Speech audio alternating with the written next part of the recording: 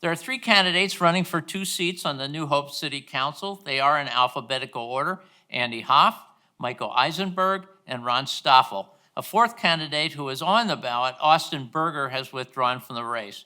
The candidates will speak for up to 3 minutes on their qualifications, experiences, and desire to serve the citizens of New Hope on the City Council. There is a timer who will notify you at 1 minute, 30 seconds, and then stop. When you see the stop sign, you may finish your sentence.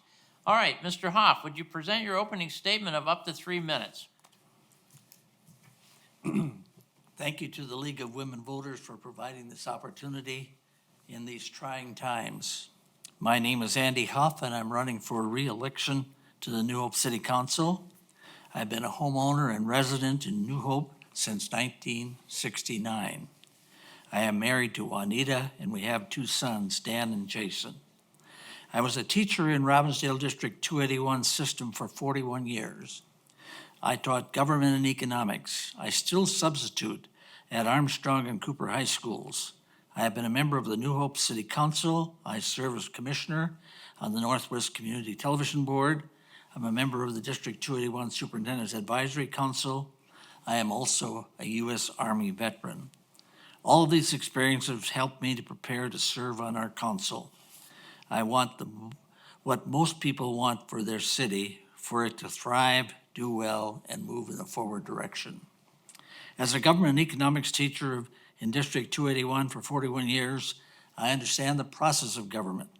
After serving on the City Council, I understand the practice of government. During this time, I have been actively involved in finding solutions to the problems facing our city. I have respectfully listened to our citizens' ideas and concerns. I am more than willing to invest my time and experience to find workable solutions to the challenges facing New Hope. I believe in common sense approach to government. I have worked hard to keep our taxes as low as possible.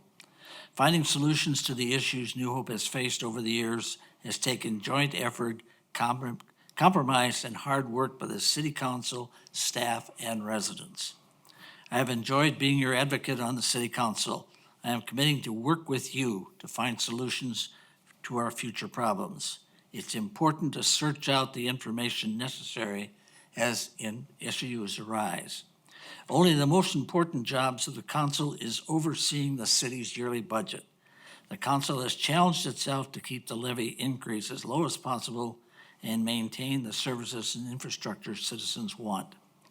The COVID-19 pandemic makes our economic decisions all the more important. Our greatest challenge is to provide core city services and programs in a financially efficient manner. Keeping our taxes as low as possible is a plea from our citizens. Finding innovative ways to fund necessary projects is imperative. Innovation is critical. We are completing the city center redevelopment this year.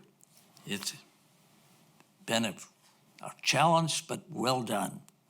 I want to continue the standard site housing renewal programs, and we need to encourage continuous citizen input into the redevelopment process. Please vote for me on November 3rd. All right. Thank you, Mr. Hoff. Mr. Eisenberg, would you present your opening statement of up to 3 minutes, please? Good evening, everybody, and thanks to the League of Women Voters, CCX, and the city for putting tonight together. I've spoken in detail about my background and qualifications at the last forum, and to summarize that, I've spent the last 15 years living in New Hope and finding as many ways as possible to give back and serve my community, including being the president of my board of directors in my last neighborhood and being a member of the Citizens Advisory Commission and serving on other committees, commissions, and the like at City Hall when the opportunities arise. Tonight, I'd like to run through a few things that I would like to make happen if elected. I'm quite certain every candidate for every position is going to mention the concept of fiscal responsibility, and of course that's a priority for me as well. I've been in purchasing for 24 years and been trusted by my companies to spend their money wisely and efficiently. If elected, I will focus on spending your money wisely and in the right places, and on doing more with less. Community development is another issue important to me, and I suspect to us all. I very much want to attract new businesses to New Hope and to support the ones we currently have. I love the idea of people coming to New Hope because of what we have to offer, while at the same time giving our residents the best as well. Hand in hand with that is housing development. We are a mature city without much room to add houses, so the focus must be on improving what we have. One way to do that is something I completely support and would love to see expanded, our scattered site housing program. It essentially takes a distressed house in the neighborhood and turns it into the best, which improves the overall community. Relations between our police department and the community is something that I'd love to see us excel at. We're fortunate to have a stellar police force, and enhancing their connection to the city that they serve is very important to me. One last thing is that we must make our city feel safe and welcoming to all people, regardless of their background or who they are. Like most of us, I have a lot of work to do in exploring how to make that happen, but it's an opportunity that we must take and ensure that we engage everyone to help make it happen. If elected, I'll serve in the same way that I have in the past. I'll be the voice of reason in the room, consider all points of view, and make decisions using logic, common sense, and empathy. Thank you. Thank you, Mr. Eisenberg. Mr. Stoffel, would you present your opening statement of up to 3 minutes, please? Yes, I want to also thank the League of Women Voters and CCX for putting on this forum. I am Ron Stoffel. I am a long-term resident in the area. The last 12 and a half years in New Hope, and prior to that, I was born and raised for 30 years in Crystal. I'm a graduate of Robbinsdale High School and also a graduate of North Hennepin and the University of Minnesota with accounting degrees. My career has been in finance and accounting with emphasis in the tax profession for the last 40 plus years. Currently, I am a trustee on the West Metro Fire Rescue District Board and also a member of CCX, where I have been a producer, a camera person, sound person, a host, and a guest. I also have been a past member of Robbinsdale School District 281 committees, strategic planning, divestiture, and systems accountability. I believe that New Hope City Council needs to have a stronger financial discipline. With my business education and business experience, I bring that perspective to the city in making its decisions to improve the city for both its business and its residents.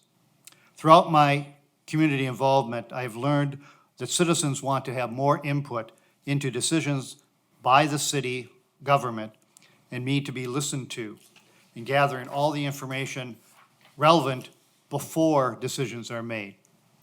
I would be a voice for the residents and the businesses toward addressing their issues and their concerns. I also support that all working sessions be recorded and videotaped and put onto the city website. Now that we've gone through COVID, I think that that should be of priority, so that there is a total transparency of all decisions made before just going to the regular meetings. I believe that the New Hope City Council must be more accountable to its residents and its taxpayers.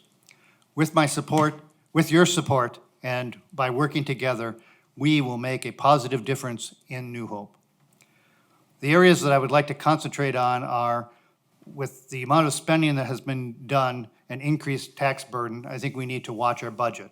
It has gone from $3.5 million in 2010 to $18.5 million that's proposed for the 2021 year. In addition, I think we should repeal the mandatory inspections made to sales, because most of the buyers provide those, and the city has no responsibility or liability for those.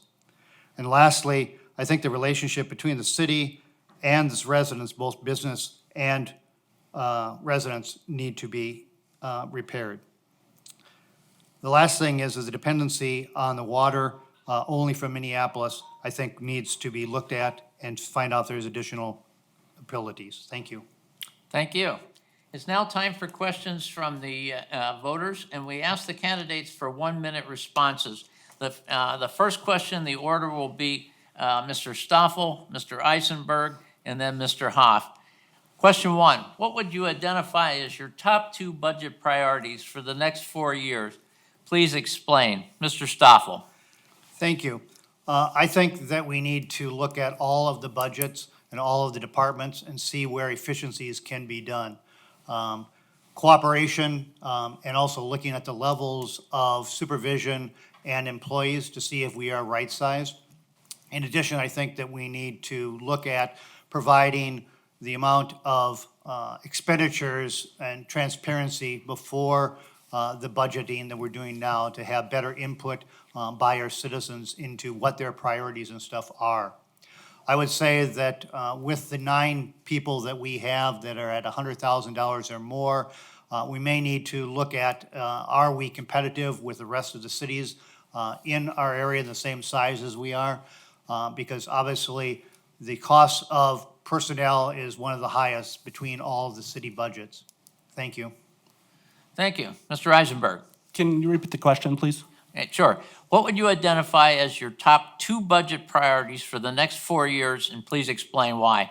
Well, I think the top 2 budget priorities for any city really need to be first and foremost public safety, which is police and fire department, because that's one of the core functions of government is to keep its citizens safe.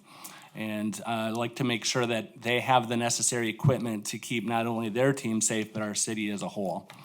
I think the other thing that's a priority is the roads, keeping them in good condition. Being in Minnesota, those can tend to get beaten up pretty badly, and exploring all the ways to not only put the right money into the right places, but to find ways to get more out of the dollar when we do it.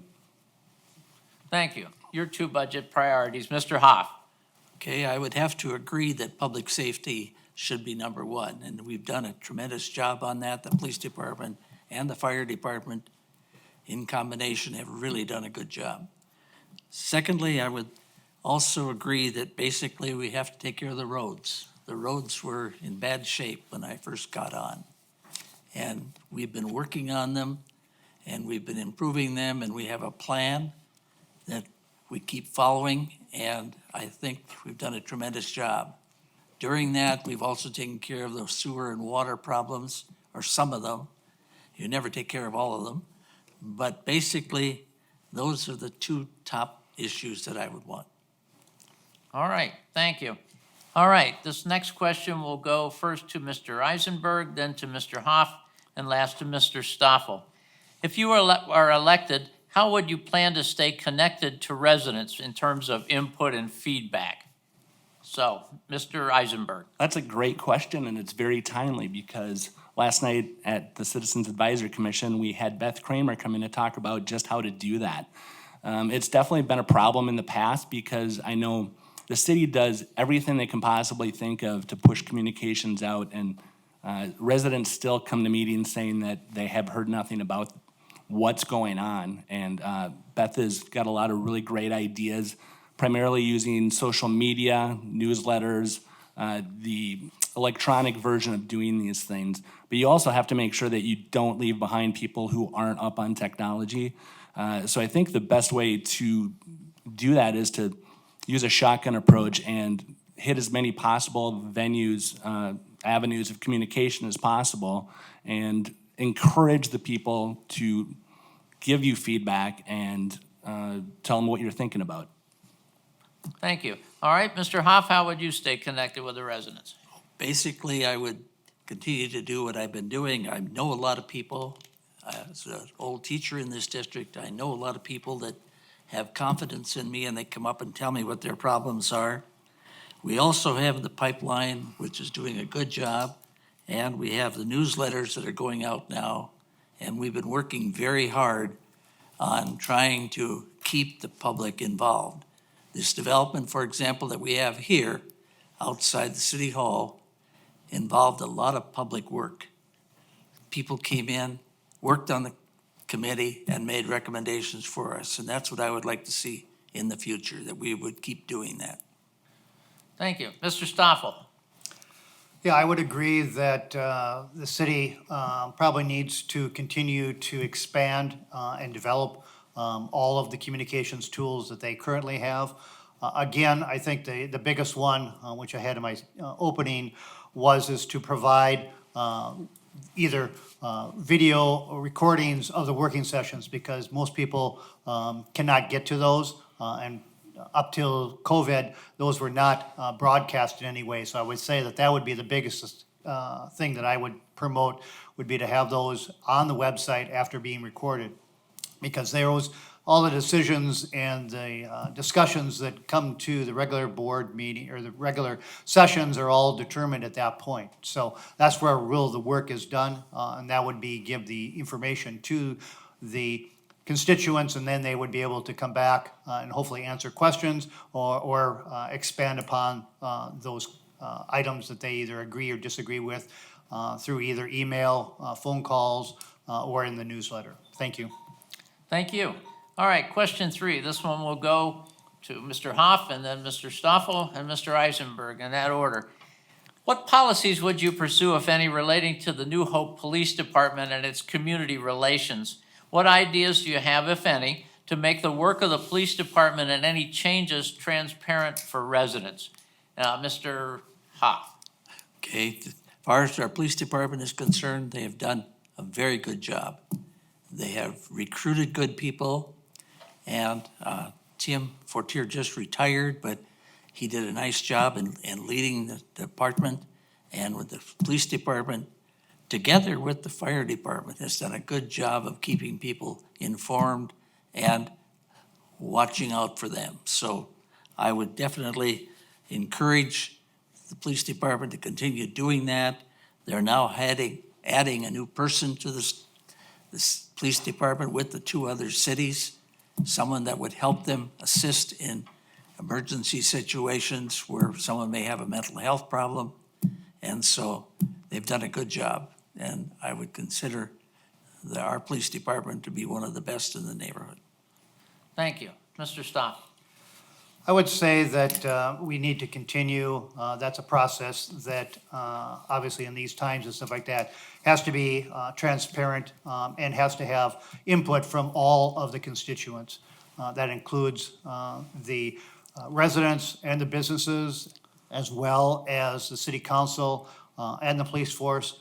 And I would throw in also the fire department, which is a 2-city right now. So that, I think, adds some complexity, but also may help with that. In addition, I would say that continue to work with our neighborhood police departments, both that are surrounding us, to hopefully cut down on costs if we can combine together for training and seminars and their best practices. So I think that we can do, which would lower the costs individually and also expand upon our internal expertise with others that are in the area here also. Thank you. Mr. Eisenberg. As I said in my opening statement, I think that the relationship between the city and the police force is a very important thing to have in order for the citizens to know exactly what kind of police they have. Luckily, we have a fantastic police department, and that's the perfect time to take advantage of that by building that relationship with the community. Last month, I was fortunate enough to receive an invitation to join the police officers on one of their annual trainings, and I had some really great conversations with several of them about that exact topic. One specifically, there's a program that they've already started to kind of implement. It's still in its infancy on getting police officers out talking to the people in the neighborhood, not when there's a problem, not when there's an issue, but just to get to know them. And, you know, I remember when I was a kid, when we saw a police car coming, we were never afraid of what would happen when they came about, and we always wanted to talk to them. And I think having that relationship with the community and the police department is how you fix that. Thank you. All right, this next question will go to Mr. Stoffel, then Mr. Eisenberg, and finally to Mr. Hoff. Give examples of how you've been able to work productively with those who do not share your views or opinions. And we start with Mr. Stoffel. Thank you. Because of the work I do, we are involved a lot with people on the committees that I have been involved with, specifically with the Robbinsdale School District, on the investiture committees, on the strategic planning. We had a wide variety of individuals with different views, and I am known to be a collaborator and listener. Before making decisions, I like to have all the facts and all the opinions of people to try to come up with the best solution that the group can come up with. So I think just like I talked about before, I think we need to have input from all areas, both taxpayers and which are residents and the businesses, rather than just the people that are voting. So I would expand upon that and make sure we get input from all areas that are affected by things and be open to that and also then take that into consideration when making decisions. All right, thank you. Mr. Eisenberg. Well, 60 seconds isn't a lot of time to give examples, so I'm just going to give you basically my strategy when it comes to having discussions with people that don't share the opinion. First and foremost, you have to have a mutual respect with people. You have to be able to have that dialogue without getting emotional about it and heated. And the next thing is to make sure that you find some common ground. A lot of time I find that people end up arguing about something and they're both trying to prove two different points instead of coming to the common ground. And once you can do that, you can start to bridge the gap between what you feel is the correct solution and what the other person feels is the correct solution. And that all starts with mutual respect.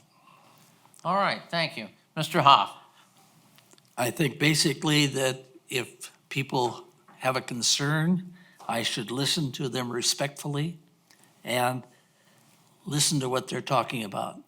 I know that as a teacher for 41 years, I've had a lot of experience doing that. And so most of the time, when you talk to people and give them an opportunity to share their ideas and concerns, that we can reach some kind of an agreement.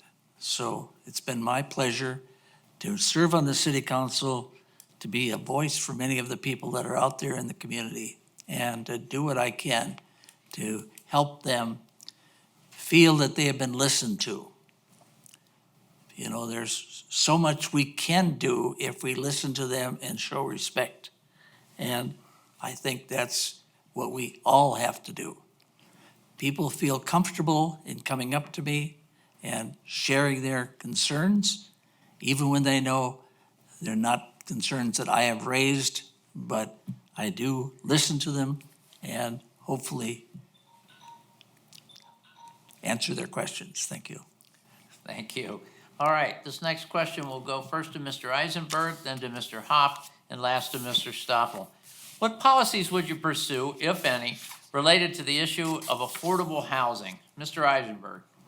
I think New Hope has its fair share of affordable housing right now, based off percentages of what we have compared to surrounding cities. So I think the way to approach that is to keep what we have, but make sure that it's the best possible quality that we can have. We don't need more quantity, we just need better quality. And I'm not necessarily pointing at any certain areas or anything like that, but I'm a firm believer of even if something is a strength of yours, that you should keep focusing on that and making it an even bigger strength. So doing an analysis on the housing that we have and making sure that it's up to par, because affordable housing shouldn't mean subpar housing. It should be up to everyone's quality, and I think the city can play a part in making that happen. All right, thank you. Mr. Hoff. Affordable housing is very important, and we have tried to reach that need by going through the scattered site housing program and helping people in their own homes make some improvements. It's something that we are very concerned about, and we do talk to people about, and it's something that we are definitely working to improve. I know that the scattered site housing program has taken a lot of poor houses and turned them into nice houses, and then working with other groups, we have been able to make that property available to other people. So very definitely it's helpful, and we will continue to help people as much as we can in finding affordable homes. I think New Hope does have affordable homes, and we are going to attract certain people that want to do that, and developers have been helping us a lot. All right, thank you. Mr. Stoffel. Yeah, I would agree that based on my experience in the community, that we do have a very good balance of affordable housing, including the number of rental units that we have that are affordable. So I would break it down into both, not just home ownership, but also living, affordable living, which we have a very high percentage of multifamily apartments, townhouses, and those types of things that are for rent. I would encourage maybe more spending with the homeowners to improve their homes as opposed to necessarily the scattered housing. I think that has a point with it, but I think that money to the homeowners to keep them up would alleviate the need to have some of that done for people. Therefore, low income or lower interest rates for home improvements and those types of things, not having to have the problem of the scattered housing. Thank you. All right, thank you. All right, this next question will go first to Mr. Hoff, then to Mr. Stoffel, and last to Mr. Eisenberg. What are your ideas to increase city revenues and/or decrease city expenses? What city programs would you like to see changed or implemented? Mr. Hoff. Okay, as far as that, we are very fortunate. I just mentioned the scattered site housing program. That has brought in a lot of extra revenue for the city. We have also been able to encourage businesses to come in. And Hy-Vee and a number of other new businesses that we brought in pay very good taxes and have helped us. So if we can improve the conditions of homes in the New Hope and attract new business to bring in more taxable income, we would certainly be better off. And we've been lucky to do that. We've been very fortunate to do that. And I'm looking forward to new changes that we can make to even improve this even more. Thank you. Mr. Stoffel. I would say that we need to look at, based on the increases that I saw over the last 11 years that I talked about for the budgets almost doubling in expenses, we need to look at the expense side of things for efficiencies, for all types of things. So I think everything needs to be on the table for that. And I would think even looking outside the box, we already have joint powers on our fire department with Crystal. Obviously, when I grew up, Crystal was one city or one township. And I think that exploring, and I know it has been talked about before, of doing that for the police department. Because obviously there's duplications when you have two different departments at higher levels. Also looking at other things, we already do, I think, in the park and rec area, and maybe looking at it from also the public works area. To look at if there's ways that they can work together, either on joint powers or more informally, because a lot of our plowing and stuff is done on streets that are one side is one and one side is the other. Thank you. All right, thank you. Mr. Eisenberg. Yeah, I agree with Andy that just improving the quality of the city overall by improving houses that are in the community already and by attracting new businesses to spread out the tax base a little bit is a great way to, it's not necessarily increasing revenue, it's just spreading it out over more people. And one thing that can go either way depending on how efficiently you use it is the TIF financing. I know if it's done properly, you can attract new businesses in and use that leverage to get businesses in that might not all want to come to New Hope without that type of incentive. As far as expenses, I'll just reiterate that I think doing everything more efficiently is the best way to do it. Doing more with less, it's what we have to do in government, it's what we have to do at home. And that's one thing that we preach at home all the time is how can we stretch our dollars and how can we do more things with less money. Thank you. All right, this will be our last question. This will go first to Mr. Eisenberg, then to Mr. Hoff, and last to Mr. Stoffel, and then we'll do closing argument or closing statements. Share with me what your vision is for the city of New Hope in, say, 10 to 15 years. What will it look like? So, Mr. Eisenberg. Yeah, not to keep hammering the same point, but I'd love to attract new businesses to New Hope and make it the kind of community that people want to come visit even if you don't live in New Hope. And then that's a double reward, because the people who already live here, then we get better things to experience, and we get the benefit of having other people come spend their money here. I think supporting the staff, supporting the police department, the fire department, doing whatever it takes to make sure that all of that stuff is operating efficiently and providing the core services to the community that make us a very profitable and welcoming community to everybody, which, that's another thing, like I said, make sure that whoever you are, no matter what your background is, you're welcome in this community, and that I think is a very important thing for us. Mr. Hoff? Okay, as far as the vision is concerned for the city, I think we are starting to accomplish that now.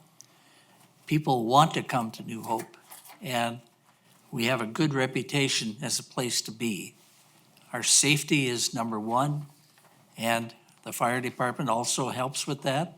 In addition to that, we are improving the roads, and we are helping as much as we can in other concerns that people may have. Talking to people and encouraging others to come. I campaigned around the city. I talked to a number of people that moved here, and they said they wanted to come to New Hope because it does have a good reputation. It is growing in strength, I think, and people like coming here. The addition of certain places like Hy-Vee has certainly helped, and we have good reputation as far as our police and fire department are concerned. So we encourage people to come. Thank you. All right, Mr. Stoffel? Yeah, I guess for the next 10 to 15 years, I would see that we would increase what has been started with the downtown and civic city area, expanding that over to the area that is between 42nd and 46th on Winnetka, to try to redevelop that into a more modern area. I think that area right now is an area that has been looked at, and try to work with the owners of that to do that. In addition, bringing in other businesses and continuing to make this a destination for employees that are local and the residents, I think would continue.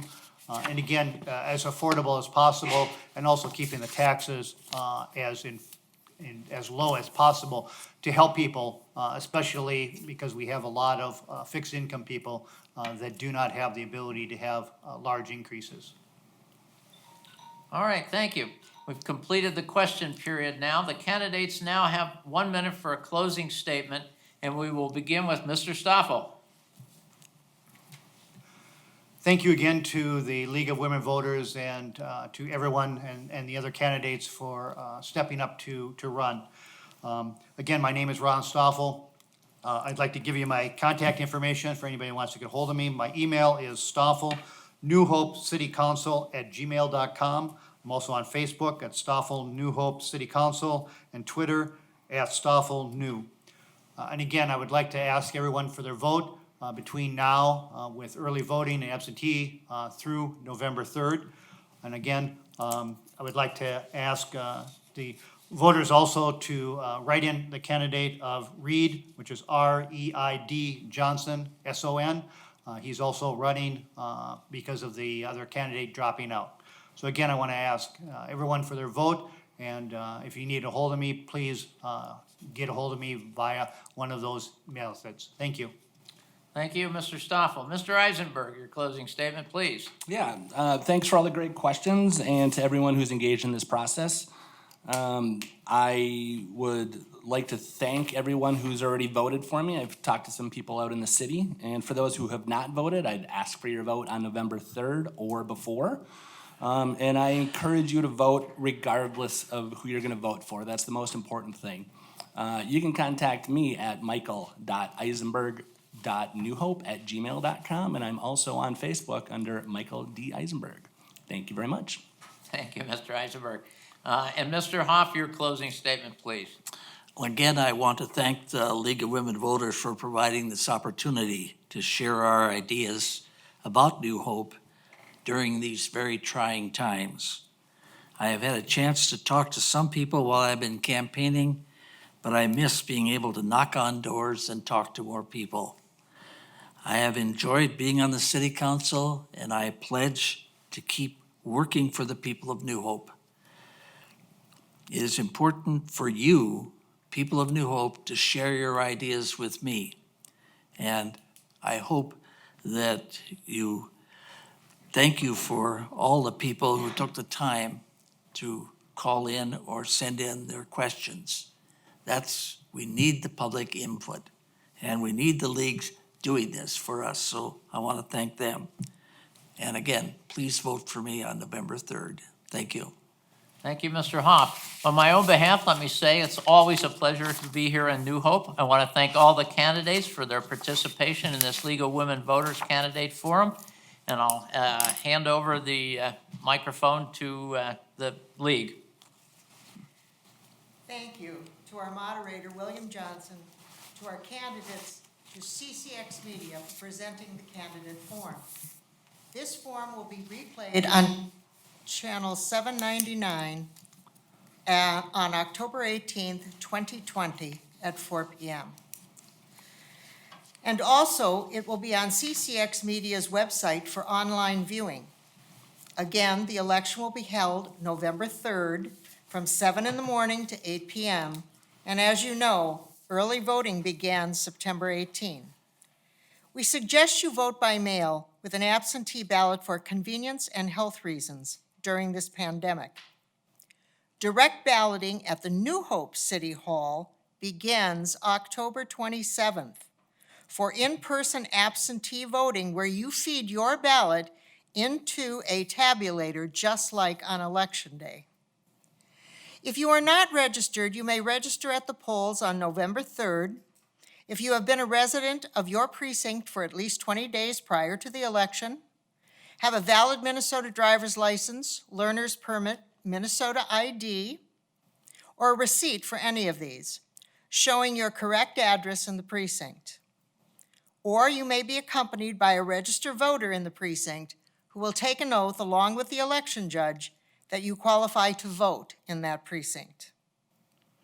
If a member of our viewing audience feels an issue has not been addressed adequately, our league urges you to contact the candidates directly.